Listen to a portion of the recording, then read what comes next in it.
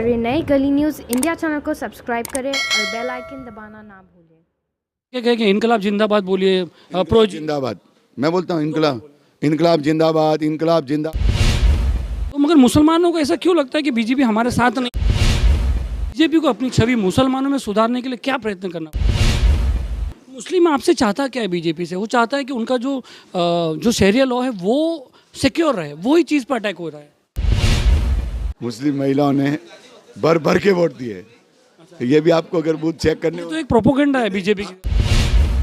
नहीं, अरे मैं क्या बोल रहा हूँ, मैं वहाँ, आप तो एक बार तो मुझे पर्सनल प्रश्न पूछते हो, दूसरी बार सामाजिक प्रश्न पूछते हो। राज पुरोहित जी से बात करते हैं। पुरोहित जी, आपको बधाई हो, आपकी टीम को बधाई हो, मोदी जी की टीम को बधाई हो, जो इतनी प्रॉब्लम्स के बाद, इतनी मुखालिफत के बाद भी, इतने इल्ज़ामों के बाद भी बहुमत हासिल की। अरे नरेंद्र मोदी जी का काम, आम जनता के प्रति उनकी सोच, महिलाओं के लिए, व्यापारियों के लिए, युवाओं के लिए, बच्चियों के लिए, समाज के सभी वर्गों को साथ में चलने का, उन्होंने सबका साथ सबका विकास। मुस्लिम को ऐसा क्यों लगता है कि उनके साथ बीजेपी नहीं है? आप हमेशा बोलते हो, मोदी जी बोलते हैं, आप मुस्लिम फैमिलीज़ में आते जाते हो, प्रोग्राम्स में आते जाते हो, तो मगर मुसलमानों को ऐसा क्यों लगता है कि बीजेपी हमारे साथ नहीं है? 40 साल से मुसलमानों का रिप्रेजेंटेटिव हूँ और खूब वोट मिलते हैं। पिछली बार कितने वोट मिले मेरे सामने वाले? राज पुरोहित से बोलने से तो नहीं होगा ना, एक बीजेपी का। आए कि नहीं आए, देखो ना, पिछली बार वोट किसको मिले मुस्लिम एरिया में? मेरे को ही मिले ना।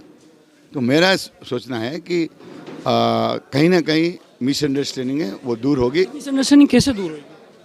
मोदी जी करेंगे। मोदी जी ने जो बोला है ना पार्लियामेंट में कि माइनॉरिटी के साथ में लेके चलना है, ये मैसेज टू बीजेपी, मैसेज के सभी एमएलएज को है, सभी कॉरपोरेटर्स को है, ये मैसेज है। मैं आपको कसम खा के बोलता हूँ, मेरा आज हवाई जहाज था 4:20 पर, और मैं कल शपथ विधि में जाने के लिए पायदू ने कहा कि आपने इफ्तार का कार्यक्रम। तो हमेशा आपको, अब देखिए, चाहे पुलिस इफ्तार पार्टी हो, चाहे कोई भी, आप बढ़ चढ़ के अभी तक, और आपके चुटकुले जो है वो भी बहुत अच्छे लगते हैं लोगों को। 12 तो मैं अटेंड कर चुका हूँ और अभी 2-3 दिन में और 4-5 अटेंड करूँगा। आपको ऐसा नहीं लगता? बताओ, मुस्लिम कौम से कोई अपने को तकलीफ नहीं। मैं आपको पर्सनली जानता हूँ पुरोहित जी, आप बहुत अच्छे मुस्लिम में आपका रेपुटेशन है, मगर कहीं ना कहीं खाली राज पुरोहित के करने से नहीं होएगा ना, हिंदुस्तान की पूरी बात है।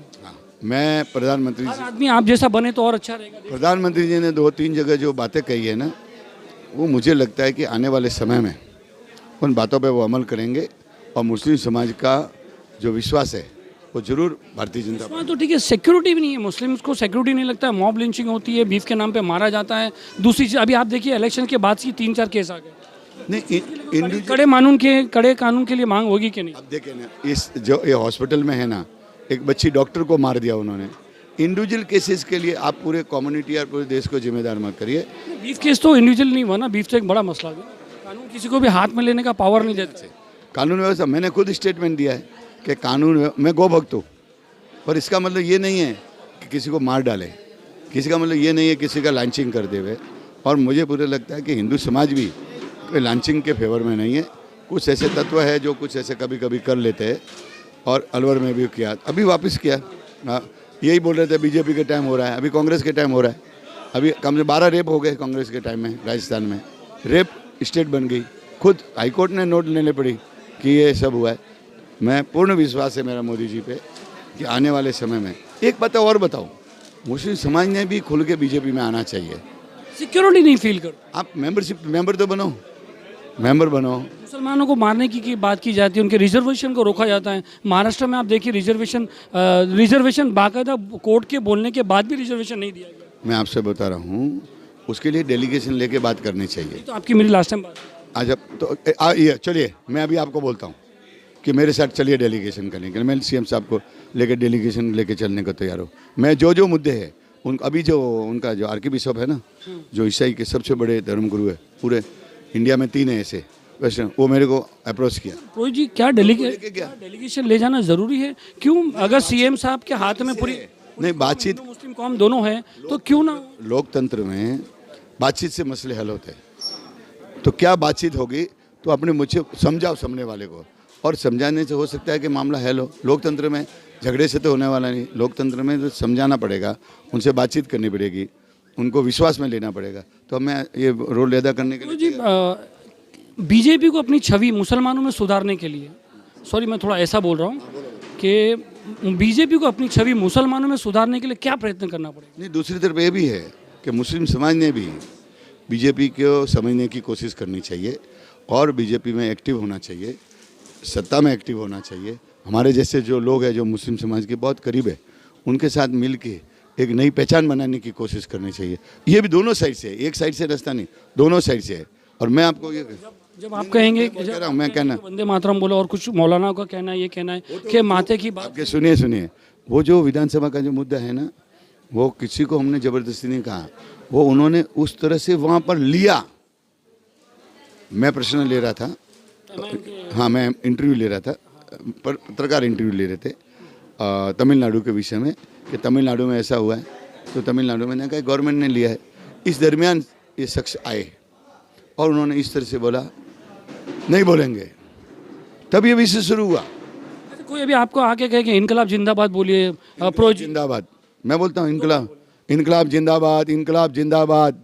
और कुरान पवित्र धार्मिक ग्रंथ है, उसका सम्मान होना चाहिए, प्रत्येक मुस्लिम भाई बहन का सम्मान होना चाहिए, प्रत्येक भाई मुस्लिम बहन को समान हक मिलने चाहिए, प्रत्येक मुस्लिम भाई बहन को इस संविधान में जो अधिकार दिए उनका उपयोग करने का अधिकार होना चाहिए।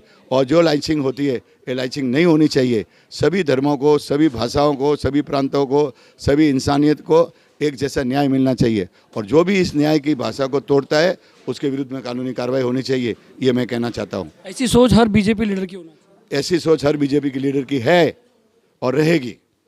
बहुत बहुत शुक्रिया। इंडिविजुअल को आप मत लीजिए। सवाल क्या है, आप भी इंडिविजुअल पूछ रहे हैं।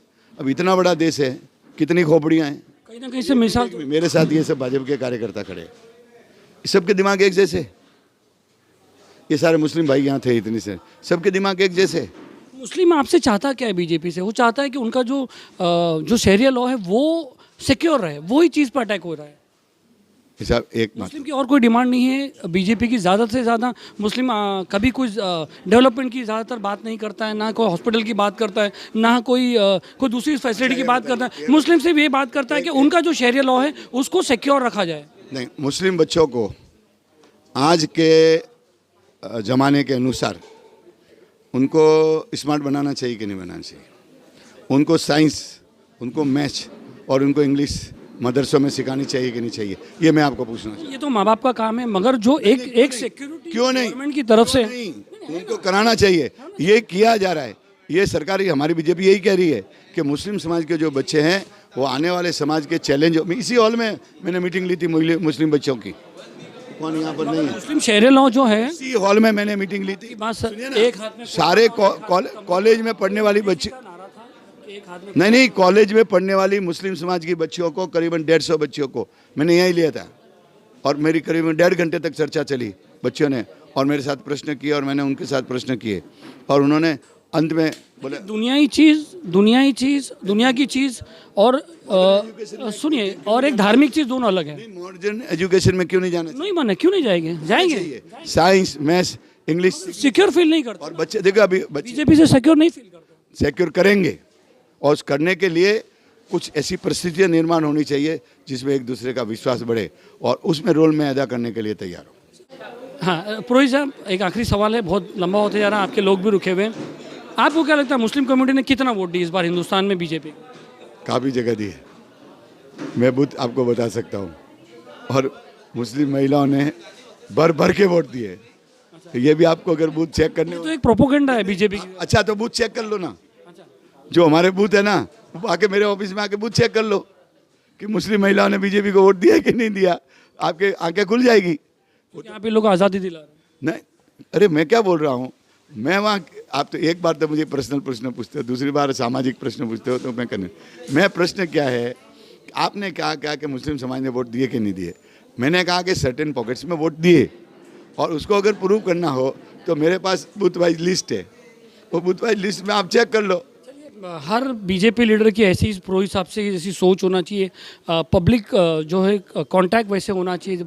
बहुत हम आपको बता दें कि हम इस बात के गवाह हैं कि हमेशा इनका जो है पुरोहित साहब का ये ज़्यादातर मुस्लिम हर कार्यक्रम में रात को अपना कौन सा जुलूस निकलता है वो बहुत बड़ा, हमेशा को पानी की व्यवस्था करता हो कि नहीं करता, उसमें मिलता हो कि नहीं मिलता हो, हर प्रोग्राम में मुझे एक बताओ। मैं खुद बोल रहा हूँ, बौरी समाज के बड़े धर्मगुरु आए हैं वहाँ पर, वो कौन सा पैलेस है वहाँ फोर्ट में, वहाँ जाके आया, उनका स्वागत किया। कल उनकी मस्जिद में कार्यक्रम था, मुझे स्पेशली आकाश को मुझे बुलाया और उनके पास में बिठाया 1.5 घंटे नमाज के।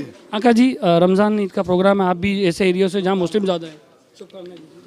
मैं तो हमेशा से इस गली न्यूज़ से आपके द्वारा जुड़ा। डैडी क्या बोल के गए कि गली न्यूज़ के मातापुरी में मत पढ़ना। गली न्यूज़ कभी माताफोड़ी, हम गली न्यूज़ के द्वारा आपके द्वारा कभी माताफोड़ी में आपने डाला भी नहीं। हमारी दोस्ती हमेशा ऐसी कायम रहे और जिस तरह आप इफ्तारी करते हैं और सभी लोगों ने इफ्तारी के मौसम में आपने हमको सबको जुड़ा के रखा है और आपके प्रश्नों के माध्यम से भी हमको ये समझा के रखा है कि ये मुस्लिम समाज कितना बड़ा है, ये कौम कितनी बड़ी है और प्यार से रहना चाहती है।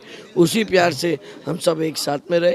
यही इफ्तारी का मौका, इसमें हम सब एक साथ में बैठ के जो करते हैं वही प्रेम से आगे बढ़ते रहे। ऐसे ही मैं आज की मुकर बहुत बहुत शुक्रिया गली से बात